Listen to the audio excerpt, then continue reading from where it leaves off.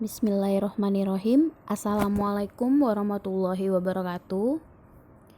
Baiklah, ketemu lagi dengan saya Wafiko Zakia. Nah, di sini saya akan menjelaskan tentang alat ukur ya, materi yang udah kalian catat sebelumnya. Nah, di sini kita bahas tentang pertama alat ukur panjang. Nah, alat ukur panjang ini contohnya adalah kemarin itu yang kalian tulis ada mistar, ada jangka sorong, ada mikrometer skrup, terus ada lagi apalagi ya yang bisa ngukur panjang, meteran dan sebagainya pokoknya. Nah, di sini saya akan menjelaskan beberapa aja karena kalau misalnya mistar nggak perlu dijelasin lah ya. Kalian udah bisa cara bacanya, udah bisa pakainya gitu.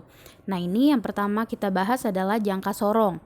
Jangka sorong adalah alat yang digunakan untuk mengukur panjang, tebal, kedalaman lubang dan diameter luar maupun diameter dalam suatu benda.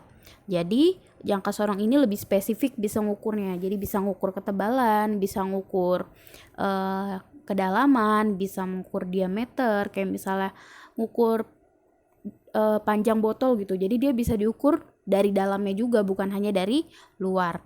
Nah, jangka sorong memiliki ketelitian 0,1 mm atau 0,01 cm. Jadi jangka sorong itu mempunyai ketelitiannya 0,01. Dengan demikian, jangka sorong memiliki ketelitian lebih baik daripada mistar. Karena kalau mistar itu ketelitiannya adalah 1 mm atau 1 cm, 1 mm ya. Nah, kalau dia 0,1 mm ketelitiannya, jadi dia lebih spesifik atau lebih bagus dibandingkan dengan mistar atau penggaris. Nah, ini bagian-bagian dari jangka sorong. Karena kita daring ya, jadi nggak bisa ngeliat bentuk fisiknya langsung dari jangka sorong. Kalian bisa cari di media-media sosial yang lain ya, kayak misalnya di Google, kalian bisa searching sendiri bentuknya kayak gimana jangka sorong. Oke, next. Nah, ini contoh soalnya. Nah, angka yang di atas dinamakan skala utama. Nah, yang di bawah skala nonius. Jadi ada skala utama yang di atas, ada skala nonius yang di bawah. Jadi ada dua angka-angka itu kan ya. Yang atas skala utama, yang bawah skala nonius. Sekarang bagaimana cara perhitungannya? Nah, berdasarkan gambar di atas, skala utamanya 0,3 cm. Dari mana? Lihat angka 0 dari skala nonius, yaitu yang di bawah ini. Dia melewati 3 skala dari skala utama. 1, 2, 3 ya, yang dilewati sama angka 0 yang di bawah ini. Makanya di sini tertulisnya skala utamanya adalah 0,3 cm. Kalau misalnya angka 0 yang di bawahnya ini ngelewatinnya sampai 1, baru ditulisnya 1 cm. Karena 0 yang di bawah ini ngelewatinnya cuma 0, terus 3 garis di belakang 0, maka jadinya 0,3 skala utamanya. Sampai sini bisa dipahami ya. Oke, next, skala noniusnya. Nah, skala nonius, pembacaan skala nonius adalah skala yang skala noniusnya berhimpit dengan skala utama atau membentuk garis lurus. Nah, ini udah dicari ya dari soalnya, sudah ada yang membentuk garis lurus dari semua skala nonius yang ada di bawah. Yang membentuk garis lurus dengan skala utamanya adalah 0, 1, 2, 3, yaitu 3. Berarti 3. Nah, 3 ini dikali 0,01. Kenapa dikali 0,01? Biar sama-sama dalam sentimeter. Karena kalau skala nonius itu dalam milimeter. Kita kalikan dengan ketelitiannya. Ketelitiannya adalah 0,01. Maka 3 dikali 0,01 sama dengan 0,03. Seperti itu. Ingat ya, kalau skala nonius ini dicarinya dari skala nonius yang di bawah tapi berhimpit membentuk garis lurus dengan skala utama seperti itu. Nah, setelah itu hasil pembacaan alatnya yaitu skala utama ditambahkan dengan skala nonius. Jadi kita jumlah antara skala utama yang di atas sama skala nonius yang di bawah. Jadinya 0,3 ditambah 0,03 sama dengan 0,33 cm. Berarti skala yang terbaca dalam jangka sorong di atas adalah 0,33 cm seperti itu. Next yang ini. Kalau ini kira-kira berapa? Hasil pengukuran tebal sebuah buku fisika menggunakan jangka sorong seperti diperlihatkan pada gambar di atas adalah, jadi ini ceritanya dia lagi ngukur ketebalan buku fisika. Gimana? Berdasarkan gambar di atas, skala utamanya 2,7. Dari mana 2,7? Lihat, angka 0 skala noniusnya ngelewatin 2. Terus ngelewatin setengahnya dari 2 kan, ini 3 berarti setengahnya, berarti 2,5. Dan ngelewatin lagi 2 garis yang 2 garis ini, makanya jadinya 2,5 ditambah 2, 2,7 cm.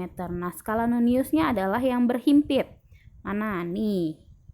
Setelah 5 yang berhimpit, paling berhimpit yaitu 6. 6 dikalikan 0,01 sama dengan 0,06 cm. Sehingga kita jumlah hasil pembacaannya skala utama ditambahkan skala nonius. Jadi 2,7 ditambah 0,06 sama dengan 2,76 cm seperti itu. Next, micrometer screw. Micrometer screw memiliki ketelitian lebih baik daripada 2 alat sebelumnya. 2 alat sebelumnya berarti mistar sama jangka sorong.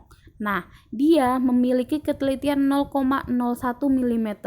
Kalau tadi jangka sorong 0,1 mm atau 0,01 cm. Kalau micrometer screw dia mempunyai ketelitian 0,01 mm.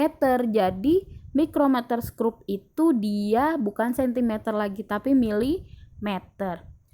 Makanya dia lebih teliti lagi dibandingkan dengan jangka sorong. Alat ini bisa digunakan untuk mengukur diameter kawat yang lebih kecil lagi.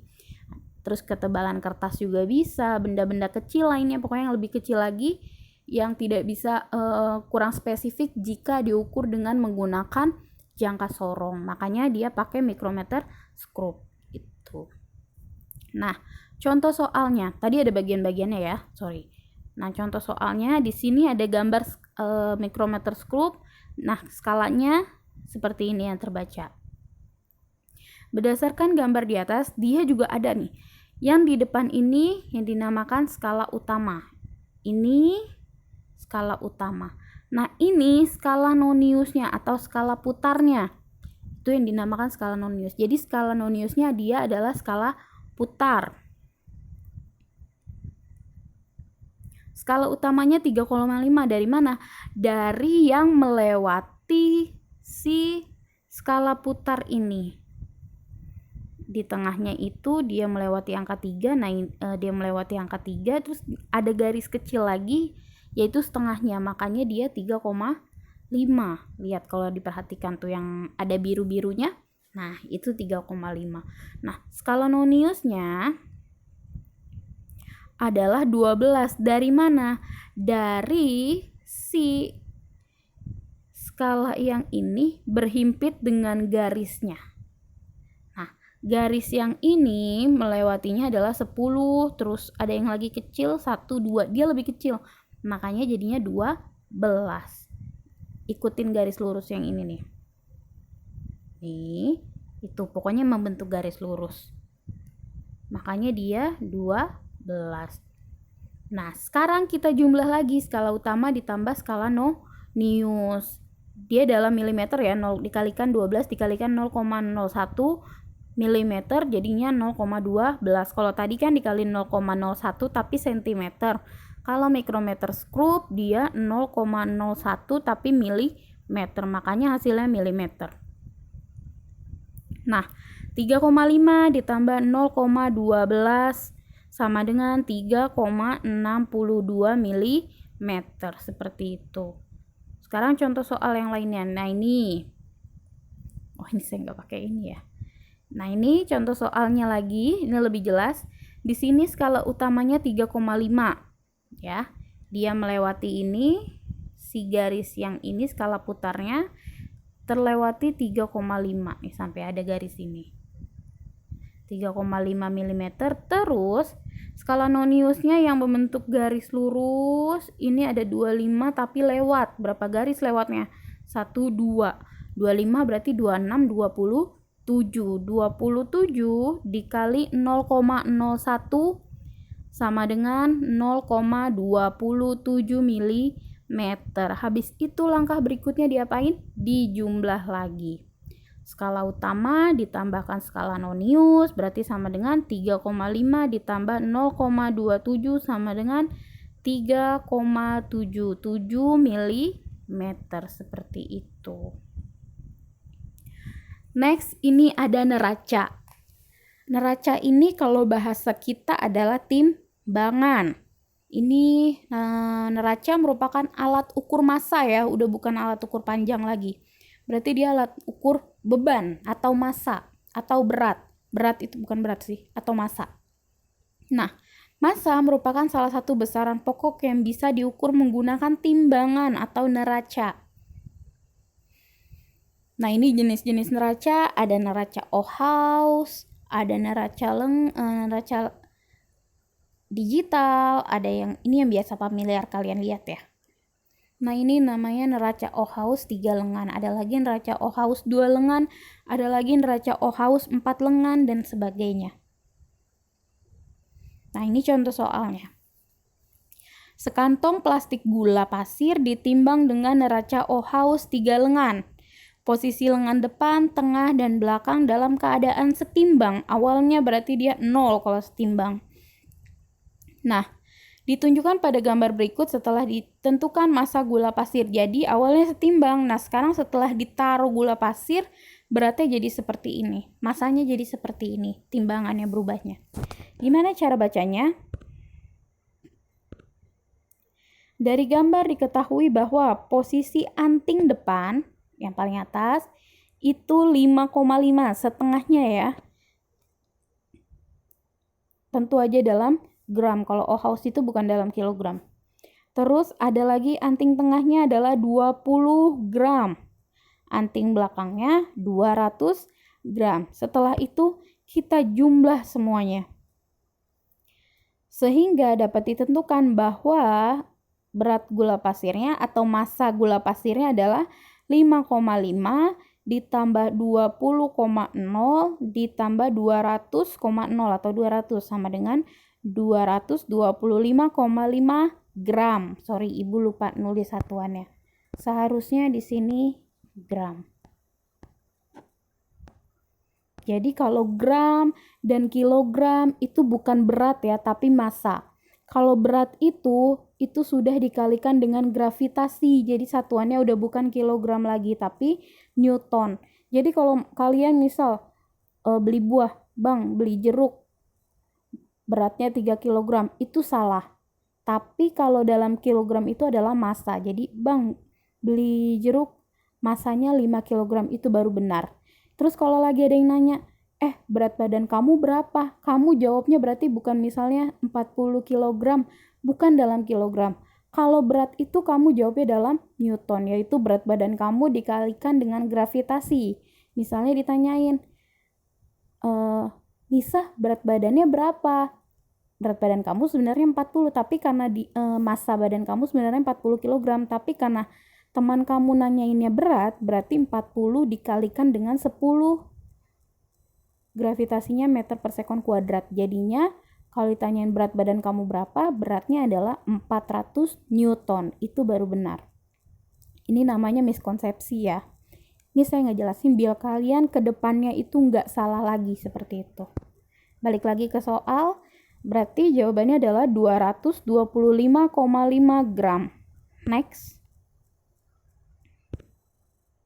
Nah, ini supaya neraca menjadi seimbang, piringan di sebelah kanan ditambahkan anak timbangan yang masanya. Jadi ini ada neraca dua lengan atau neraca neraca dua lengan ini dia tidak seimbang. Kita buat biar dia seimbang. Gimana caranya? Yaitu berat kanan dan kiri harus sama. Makanya piringan kiri diketahuinya masanya 1,5 kg, 1,05 kg. Berarti dia sama dengan 1050 gram. Karena kenapa harus dirubah? Karena yang sebelah satuannya dalam gram. Jadi biar memudahkan kita. Nah, terus yang piringan kanan, nih yang ini harus dirubah dulu dari kilogram jadi gram karena yang kanannya adalah gram. Nah, yang kanan ada 500 gram ditambah 50 gram jadi 550 gram. Biar seimbang berarti si yang kurang ini 550 gram ini harus dibuat sama menjadi 1050 gram. Caranya neraca menjadi seimbang setelah piringan di sebelah kanan ditambahkan anak panah. Kita kurang aja antara 150 gram dikurang 550 gram. Jadi kita bisa menambahkan beban seberat 500 gram ke piringan kanan biar keduanya seimbang seperti itu. Sampai sini bisa dipahami ya. Nah, ini soal latihannya. Silakan dikerjakan. Oke, terima kasih telah mengikuti pembelajaran hari ini. Yang perlu dicatat silakan dicatat, terus jangan lupa dikumpulkan soal latihannya. Sampai jumpa di pertemuan fisika selanjutnya. Wassalamualaikum warahmatullahi wabarakatuh.